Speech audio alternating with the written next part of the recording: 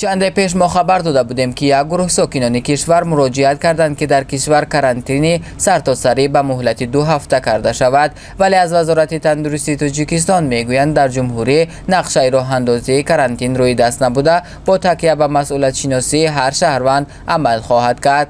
غفور محسن زاده ضمن نشست مطبوعاتی گفت کرانتین برای دولت یک ترتیب و نظام دارد که در شرایط فعلی تاجیکستان عملی نمی شود. او توضیح داد که کرانتین از حادثه‌های علاهیده وقتی 10-12 حالت در یک منطقه پیدا می شود عملی می گردد. نایب وزیر گفت در این صورت نیز چقدر کارها را انجام دادن در کار تا آن حالت را پیدا کرد و به کرانتین افرادی، عائلوی یا کارخانوی فرا گرفت. او اظهار باوری نمود که با گفت و شنید دو طرفه مسئولیت شناسی بلند و اشتراک فعال مردم می توان بر این بیماری پیروز شد. محسن زاده مهم خواند که در مرحله کرونا ویروس طبق سخن متخصص که دقیق باشد باید عمل کرد، نه از روی هر گونه ایده‌ای که پیدا می شوند. سرایت‌یابی در معرکه ها، بازار و نقلیات هم رخ می دهد. اگر ما دست از جمانه در این سمت کار نکنیم و به مردم نفهمانیم، این ویروس همین خیل ادامه می یابد، هشدار داد محسن زاده.